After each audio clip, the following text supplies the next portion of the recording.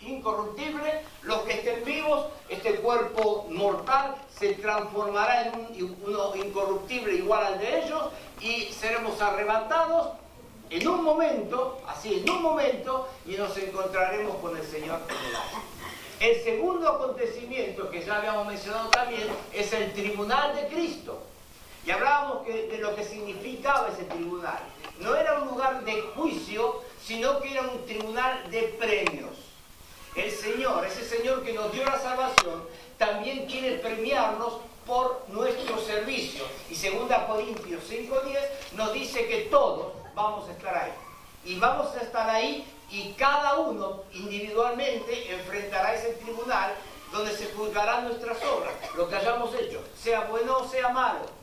Y veíamos que Dios tiene preparadas 5 coronas: la corona incorruptible, la corona de gozo, la corona de justicia, la corona de vida, la corona de gloria, para premiar diversos aspectos de nuestra vida, de nuestro servicio para Dios. Y veíamos la importancia de preocuparse en ganar esas coronas, porque esas coronas no es para que uno esté en el cielo jactándose, sino veíamos en Apocalipsis 4 que la iglesia se postrará a los pies de su Señor, de su Salvador, y echará la corona a los pies del Señor. Apocalipsis 4:10. Entonces es importante que vivamos hoy de forma tal que en aquel día, en aquel tribunal, el Señor diga: bien buen siervo, nos dé una corona, un galardón que nosotros podamos arrojar a los pies del Señor, diciéndole: Señor, tú eres el único digno de llevar una corona. Al producirse el arrebatamiento, comienza un periodo en la tierra de 7 años que se llama la tribulación. Y quizá muchos de ustedes han escuchado de la tribulación, han escuchado de ese que durará 7 años, pero de pronto no han escuchado mucha información de dónde sale el tema este de la tribulación y de los 7 años. Entonces, en esta primera sesión vamos a hablar un poquito en cuanto a eso. Así que vamos a ir a Daniel capítulo 9. Y vamos a ver la profecía más famosa, más impactante de toda la Escritura. La profecía de las 70 semanas de Daniel. Daniel capítulo 9, versículo 24.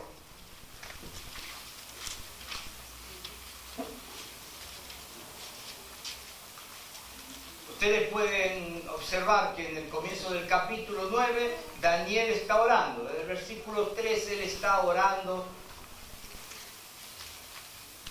Y un ángel, Gabriel, en el versículo 21, llega hasta Daniel.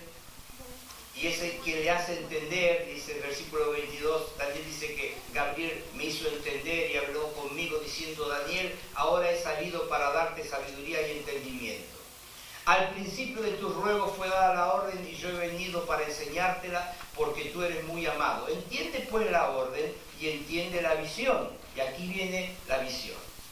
70 semanas están determinadas sobre tu pueblo y sobre tu santa ciudad para terminar la prevaricación, poner fin al pecado, expiar la iniquidad, para traer la justicia perdurable y sellar la visión y la profecía y ungir al santo de los santos. Sabe pues y entiende que desde la salida de la orden para restaurar y edificar a Jerusalén hasta el Mesías príncipe habrá 7 semanas y 62 semanas. Se volverá a edificar la plaza y el muro en tiempos angustiosos. Y después de las 62 semanas se quitará la vida al Mesías, mas no por sí. Y el pueblo de un príncipe que ha de venir destruirá la ciudad y el santuario, y su fin será con inundación, y hasta el fin de la guerra durarán las devastaciones. Y por otra semana confirmará el pacto con muchos. A la mitad de la semana hará cesar el sacrificio y la ofrenda. Después, con la muchedumbre de las abominaciones, vendrá el desolador, hasta que venga la consumación y lo que está determinado se derrame sobre el desolador. Así que vamos a tratar de ver nuevamente esto en la placa siguiente. Fíjense, la profecía dice que desde la salida de la orden para reedificar Jerusalén, y cuando uno busca en el Antiguo Testamento a qué decreto real se refiere, evidentemente es el decreto del año 445 en tiempo del rey Artajerjes, autorizando a Nehemías a reconstruir la ciudad, los muros de la ciudad. Ahí comienza la primera semana. Él dice, desde la salida de la orden para edificar Jerusalén hasta el Mesías príncipe, y el Mesías príncipe se refiere, bueno, el Mesías es el Señor, príncipe, uno tiene que pensar en qué momento el Señor actuó como príncipe, aceptó el reconocimiento como príncipe, y hay un solo momento, que es cuando el Señor entra montado sobre el pollino en la ciudad de Jerusalén. Y la gente que decía, Hosana al hijo de David. Pero Hosana significa sálvanos. Era un clamor reconociendo al hijo de David. ¿Por qué? Porque todos sabían que Jehová había hecho un pacto con David y las escrituras mostraban que un día iba a venir un descendiente, un hijo de David, que iba a reinar para siempre. Hosana del hijo de David, decía. Bendito el que viene en el nombre del Señor. Y en algunas ocasiones le buscaban al Señor para hacerle rey y el Señor se escondía de ellos. Pero aquí, para cumplir la escritura de Zacarías, que decía que el Mesías entraría en Jerusalén montado sobre un pollino, él acepta el reconocimiento de la gente, de la ciudad. Ahí es el Mesías príncipe. Entonces la profecía dice que desde la orden dada a Nehemías, de la autorización para reconstruir la ciudad de Jerusalén hasta el Mesías príncipe, habría 7 semanas y 62 semanas, es decir, 69 semanas. Ahora, para nosotros, la palabra semana tiene un solo significado. 7 días de 24 horas es una semana. Ahora, la verdad es que en el texto no expresa en el hebreo la idea de semanas, de días. Voy a mostrarles un ejemplo. Vayamos al capítulo 10 de Daniel. El versículo 2 del capítulo 10 dice así: en aquellos días yo, Daniel, estuve afligido por espacio de 3 semanas. En el hebreo, fíjense, para nosotros es la misma palabra. En el capítulo 9 dice semanas, en el capítulo 10 dice semanas. Pero en el hebreo dice realmente semanas de días, o mejor dicho sería algo así como 7 de días. Lo que está diciendo es que 70 grupos de 7 están determinados. 69 de esos grupos de 7 implican desde el decreto del rey Artajerjes hasta el Mesías príncipe. Vamos a ir viendo un poquito más. Así que la palabra semana realmente no está hablando exactamente de días. Si fuera de días, 69 semanas sería un poquito más de un año. Y evidentemente la profecía no se cumplió ahí. Pero quiero mostrarles, vayamos a Números 14.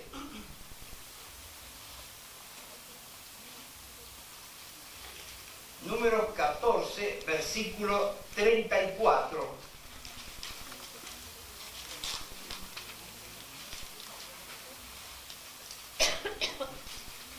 Dice, Números 14, 34, conforme al número de los días, de los 40 días en que reconocisteis la tierra, llevaréis vuestras iniquidades 40 años, un año por cada día, y conoceréis mi castigo. Es decir, los espías habían estado 40 días observando la tierra y vinieron con un informe negativo.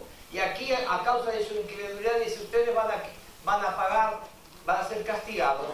Por los 40 días van a pagar 40 años. Día por año. Día por año. Entonces creemos que estas semanas no son evidentemente semanas de días. el término no permite pensar que fuera de días, pero sí que son semanas de años. Cada 7 implica 7 años. 7 años. Entonces, 69 semanas. Si cada semana dura 7 años, entonces estamos hablando que desde el decreto del rey Artajerjes autorizando a Nehemías a reconstruir la ciudad de Jerusalén, a la entrada triunfal de Jesús en Jerusalén, habría 69 por 7, 483 años. Ahora, ¿cuánto duran los años? El calendario hebreo, como el calendario bíblico, es un calendario de carácter lunar. No es que es un calendario con lunares, no entienda mal, Nuestro calendario es un calendario solar, porque un año es, para nosotros, lo que tarda la Tierra en dar una vuelta alrededor del Sol.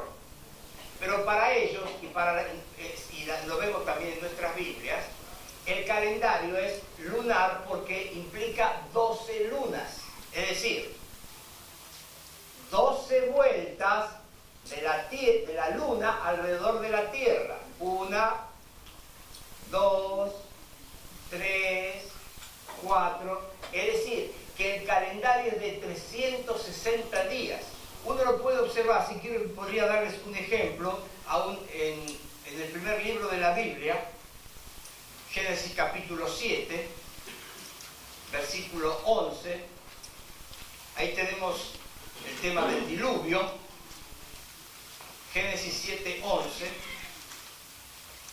Dice allí que en el año 600 de la vida de Noé, el mes segundo, a los 17 días del mes, aquel día fueron rotas todas las fuentes del grande abismo y las cataratas de los cielos fueron abiertas.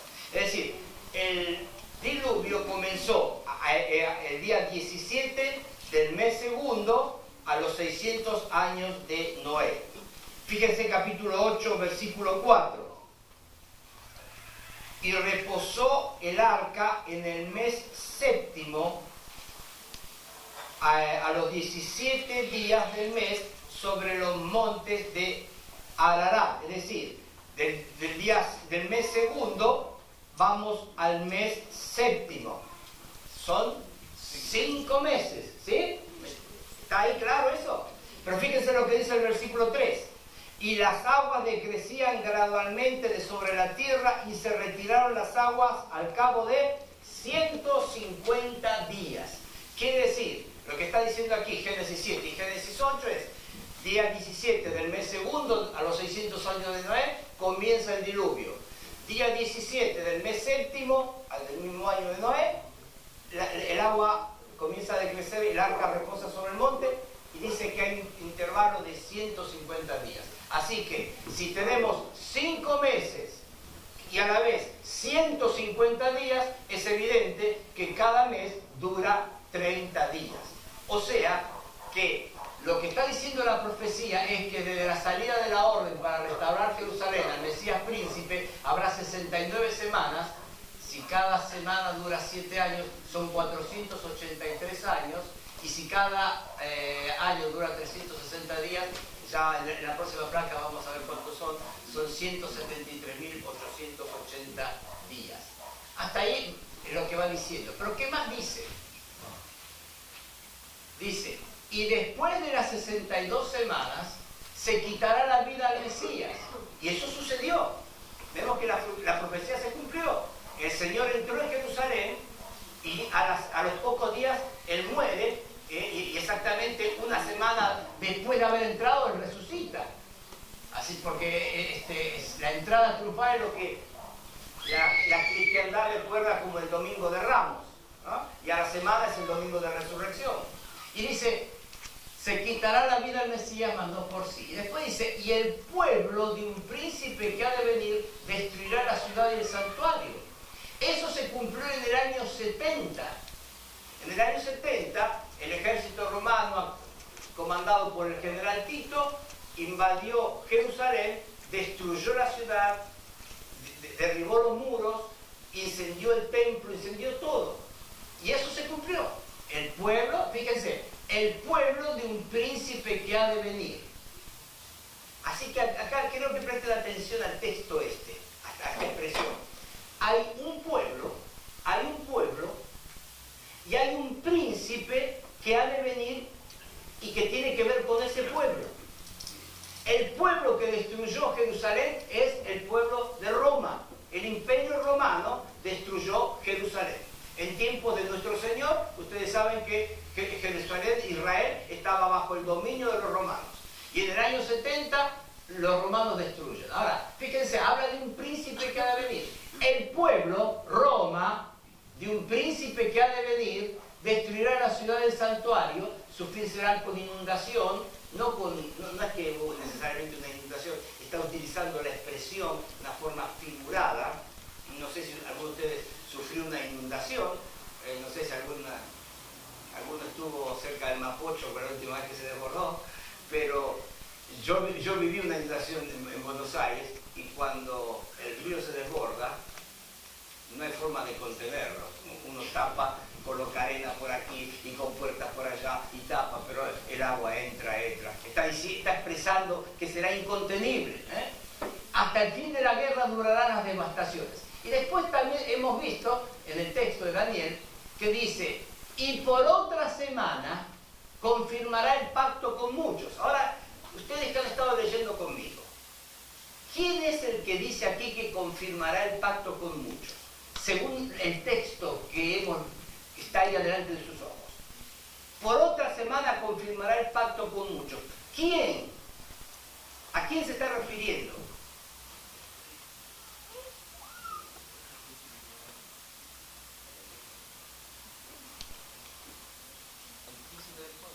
El príncipe que ha de venir. Era más sencillo de lo que ustedes pensaban, ¿no? Por eso yo les estaba pidiendo que simplemente prestaran atención a la lectura. Entonces, fíjense, ya me da un detalle muy interesante. Va a aparecer en el futuro un príncipe. Ese príncipe, por lo que veo en Daniel 9, tiene que ver con el mismo pueblo que un día destruyó Jerusalén. Porque leímos ahí arriba, el pueblo de un príncipe que ha de venir, ese príncipe es del mismo pueblo que destruyó la ciudad del santuario. Cuando uno estudia, por ejemplo, Daniel, puede observar en el capítulo 2 y capítulo 7 que el tiempo denominado el tiempo de los gentiles por el Señor en Lucas 21 incluye varios imperios gentiles. El primero es el imperio caldeo con Nabucodonosor, segundo el imperio medo-persa, tercero el imperio griego con Alejandro Magno, y el cuarto imperio es el imperio romano. Es el imperio romano. Es decir, lo que enseña esta porción de Daniel 9, como otras de Daniel, es que el imperio romano va a aparecer otra vez al final de los tiempos. Realmente el imperio romano no ha muerto. Si uno va a la historia, uno puede ver que en los tiempos de nuestro Señor el imperio romano era uno. Más adelante, a causa de su expansión y para una mejor administración, el imperio se divide en imperio romano occidental e imperio romano oriental. El occidental tiene la capital en Roma y el oriental tenía la capital en Constantinopla. Ambos reinos, imperios, políticamente hablando, han caído. Y la historia le va a decir los años en que cayeron, en manos de los bárbaros, en manos de los turcos. Sin embargo, Roma, en muchos sentidos, está viva.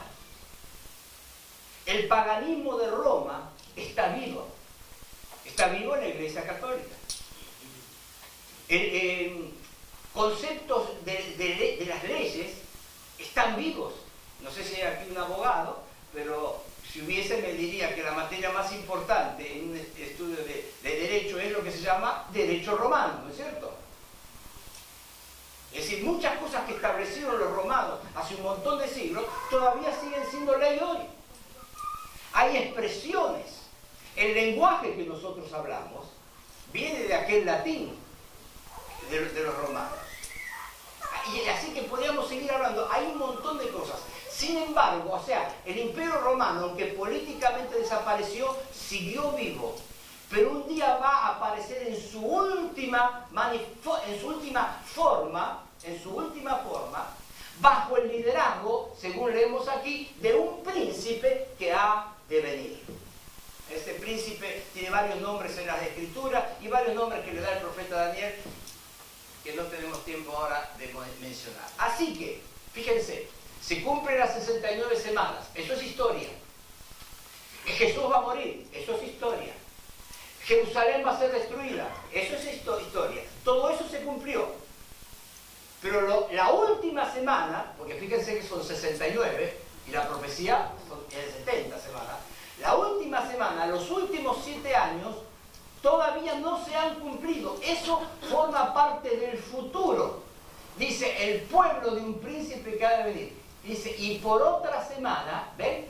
La semana número 70, confirmará el pacto con muchos.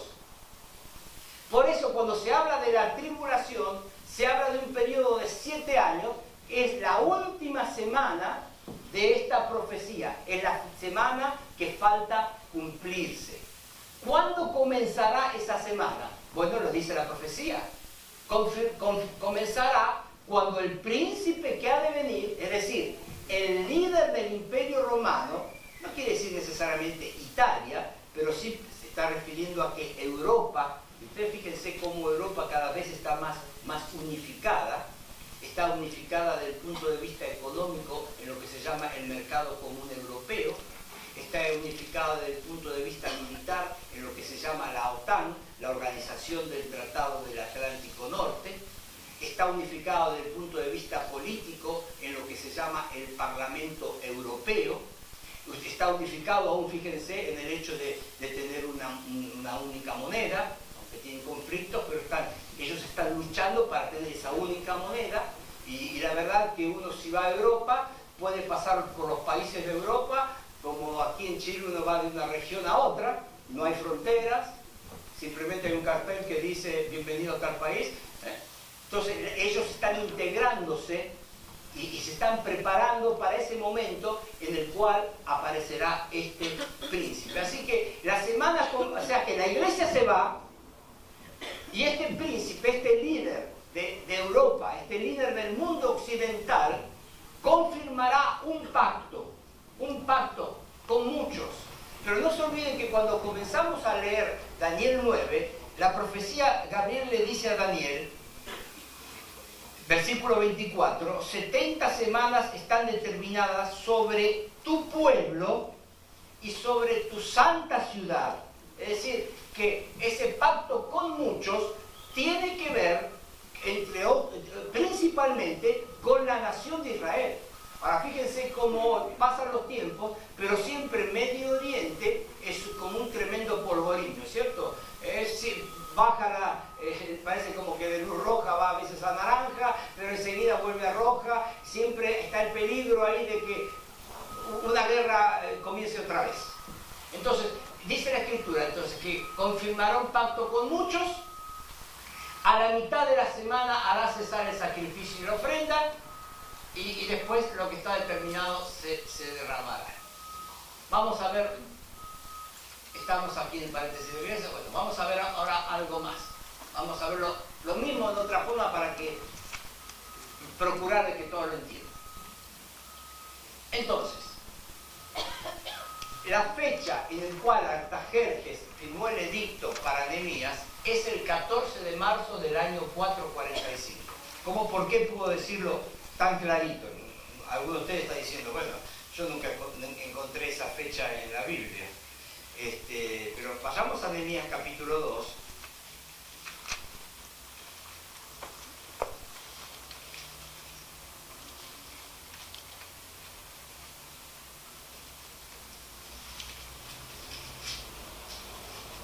Y aquí vemos, dice, sucedió, capítulo 2 estoy leyendo, sucedió en el mes de Nisan, que es el primer mes, en el año 20 del rey Artajerjes, y ahí comienza el relato que termina con la autorización de Artajerjes, el decreto para que Nehemías reconstruya Jerusalén. Ahora el rey Artajerjes comenzó a reinar en el año 465 a.C. Así que el año 20 es el 445. Cuando dice, la fecha que nos da es el 1 de Nisan. Cuando nos dice día, al dar una fecha en el Antiguo Testamento, quiere decir que es el primer día del mes.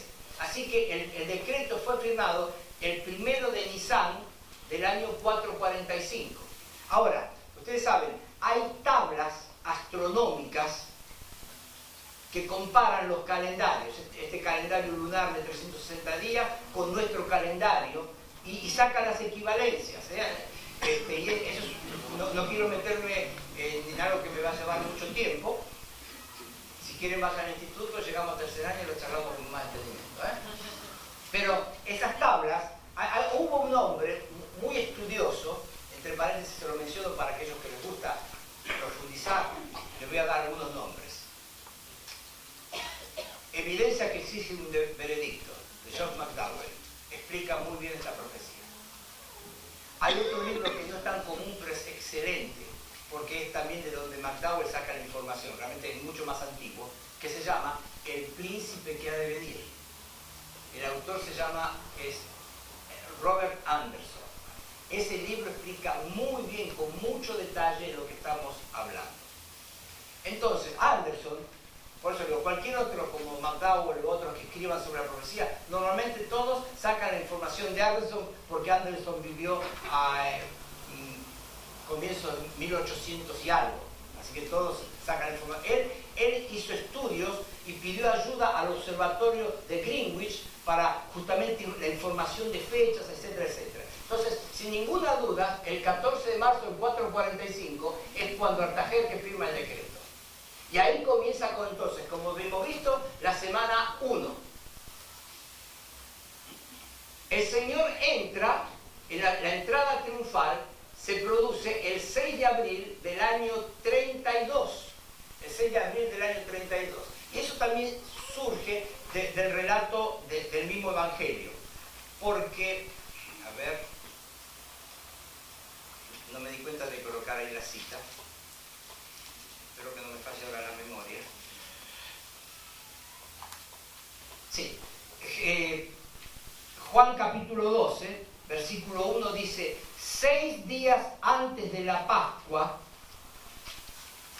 Juan capítulo 12, versículo 1, 6 días antes de la Pascua vino Jesús a Betania, donde estaba Lázaro, que había muerto y a quien había resucitado a los muertos, y ahí es cuando María unge al Señor. Eso fue 6 días antes de la Pascua. La Pascua, desde la primera Pascua, se celebraba el 14 de Nisan. Eso uno lo puede ver en el Pentateuco. 14 de Nisan. O sea que 6 días antes de la Pascua, el Señor va a Betania. El 8, ese día era viernes. El 9 está allí con ellos. Y el día 10 es la entrada triunfal. El Señor entra, como lo que veíamos en la profecía, el Mesías príncipe. El Señor entra y recibe la aclamación de la ciudad el día 10 de Nisan. En la misma forma, se hacen estudios de tablas astronómicas y corresponde al 6 de abril del año 32. Aquí termina la semana 69. Así que 69 semanas, cada una de 7 años, cada año de 360 días, dan 173.880 días. Y yo quiero decir, acá vamos a parar un poco, porque hay un estudio hermoso que uno puede observar y sacar cuentas y ver que exactamente, ni un día más, ni un día menos, el Señor entró. Del día después, 173.880 días después que el rey Artajerjes firmó el decreto, el Señor entró. Ni un día antes, ni un día después. Como ya hemos visto, el Mesías murió el día 11 de abril en nuestro calendario. El templo fue destruido el 6 de agosto del año 70. Y después el príncipe que ha de venir confirma el pacto. ¿Qué pacto?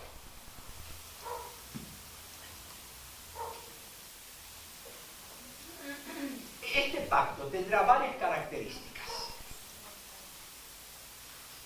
Ustedes ven que de pronto surgen líderes árabes hablando de aniquilar a Israel, que desaparezca Israel. Hace un par de años un líder iraní dijo, bueno, que todos los judíos se vayan a vivir a Estados Unidos. Este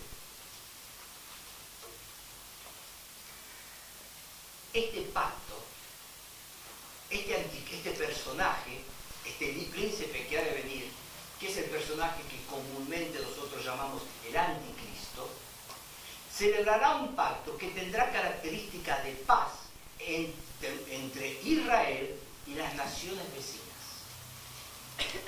Interesante. Tendrá características religiosas. Fíjense ustedes que, según hemos leído en Daniel, dice, a la mitad de la semana hará cesar el sacrificio y la ofrenda. Si ustedes van hoy a Jerusalén y preguntan cuáles son los horarios de los sacrificios o cuándo es que, cómo se levanta la ofrenda, cualquier judío va a decir, no hay sacrificios porque no tenemos templo.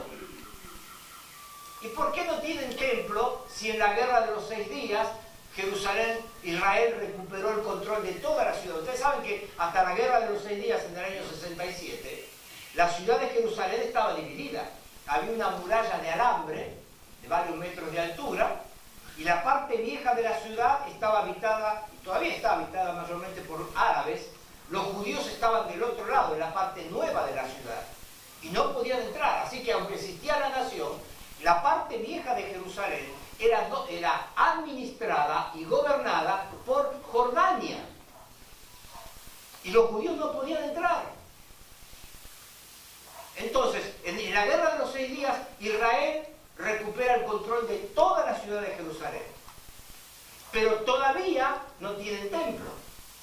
Y la razón del templo es porque en el lugar donde estuvo construido el templo, del cual quedaba una sola pared, o sea, el muro de los lamentos, que todos hemos visto alguna vez en alguna foto, ese muro es una de las paredes del templo, que la única que quedó parada después del año 70, cuando los romanos destruyeron todo. Pero ahí al lado, los árabes construyeron una mezquita. Entonces, la razón por la cual no han construido el templo es porque para hacerlo deberían sacar la mezquita. Y eso significaría derramamiento de sangre. Cuando uno llega ahí, hay soldados árabes, jordanos, bien armados, protegiendo el lugar. Entonces, ustedes imaginan que los árabes van a decir, ustedes quieren construir el templo, no sea un problema, sacamos todo. No. Entonces, ¿podrían los judíos meter 5 o 6 bombas, volar todo? Sí, podrían. Porque empezar otra guerra, pero podrían hacerlo. ¿Por qué no lo hacen? Por el concepto de que es Tierra Santa. Entonces no van a derramar sangre.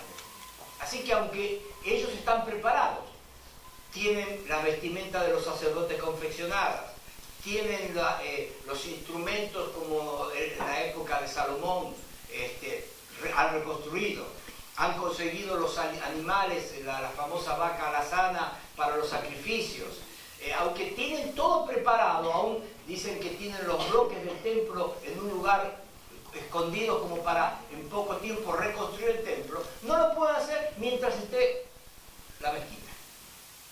Pero si dice que a la mitad de la semana cesan los sacrificios, quiere decir que en la primera mitad de la semana hubo sacrificios. Así que hay templo. Así que no sé cómo, pero este príncipe que ha de venir tendrá una gran capacidad de persuasión, una gran habilidad diplomática, será muy carismático en el sentido de que sabrá manipular a las personas y lograr, no sé cómo, que aparezca otra vez allí el templo. Entonces habrá un cambio diferente para Israel. Habrá paz entre Israel y las naciones árabes. Eso va a significar un cambio de toda la economía de Israel. Israel vive una economía de guerra. Imagínense si de pronto desaparece la expectativa de guerra. Ellos pueden reciclar su economía pensando en invertirla en muchas cosas beneficiosas para el pueblo. Educación, lo que sea sanidad, no sé, un montón de cosas, y todos los judíos van a estar bien felices de todos esos cambios. Hoy los judíos todos en sus casas tienen en algún lugar una máscara de gas y tienen sus ventanas todas selladas porque en cualquier momento no saben si de pronto va a haber un ataque con bombas químicas. Pero todo ese temor, toda esa expectativa de guerra desaparecerá porque este príncipe que ha de venir va a juntar a los judíos, va a juntar a los árabes y van a firmar un acuerdo de paz y todos se van a abrazar, van a estar felices y contentos, van a decir, paz en el mundo, paz en el mundo. Así que Israel va a vivir lo que nunca vivió. Pero este personaje, que con justicia se le llama anticristo, porque anti significa en contra, pero también en lugar de. Este personaje, a la mitad de la semana, va a juntar a los líderes de Israel, me imagino algo así, y le va a decir, muchachos, ¿están contentos lo que han sido estos 3 años y medio? Oh, claro, por supuesto. Desde 1948 que volvimos a ser nación, que estábamos soñando con tener nuestro templo y por fin volvimos a tener el templo. No nos gusta la guerra y por fin tenemos paz con los árabes. Esto es lo que siempre hemos soñado y parecía que nunca iba a llegar. Y este personaje le va a decir, todo lo que ustedes tienen, todo lo que ustedes están disfrutando, se los he dado yo. Entonces, basta de adorar a Jehová. Basta de sacrificios a Jehová, ofrendas a Jehová, porque Jehová no les ha dado nada. Lo que ustedes querían, lo que ustedes anhelaban, lo que ustedes deseaban, se los he dado yo. Y dice la Escritura que este personaje colocará una imagen suya en el lugar santísimo, en el templo. El templo será así, profanado. Y comenzará un nuevo orden. Se mostrará en su verdadero carácter de anticristo. Y se mostrará que no es amigo de Israel. Y comenzará un tiempo terrible. Estos 7 últimos años de la profecía, esta última semana, la número 70, se divide en 2 partes. Pero la última parte será la peor. Por eso a esta segunda parte se le llama la gran tribulación. Es un tiempo terrible de persecución. Así que ahí entonces dice la profecía que la semana terminará cuando lo determinado se derrame sobre el desolador. Me parece que aquí deberíamos parar. Una pregunta. ¿Estoy hablando demasiado rápido? No. Muy bien. No, porque yo sé que como tengo mucho para decir, tengo el reloj, entonces a veces quizás puedo hablar rápido y de pronto eso no ayuda. Bueno, menos mal que estamos bien. Vamos a tener una palabra de oración antes de nuestro hermano. Bendito Padre, gracias por tu bendita palabra.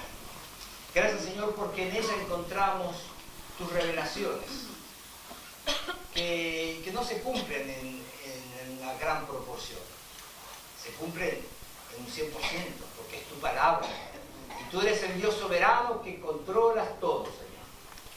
Y así como las 69 semanas se cumplieron exactamente, y también la muerte de nuestro Señor, y también la destrucción del templo, sabemos que exactamente se cumplirá lo que tiene que ver con esta última semana.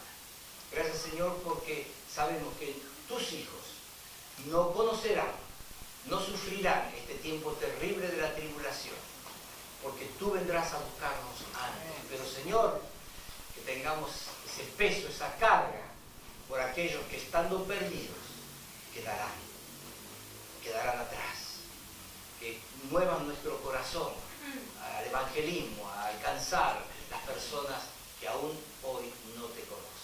Por Cristo Jesús.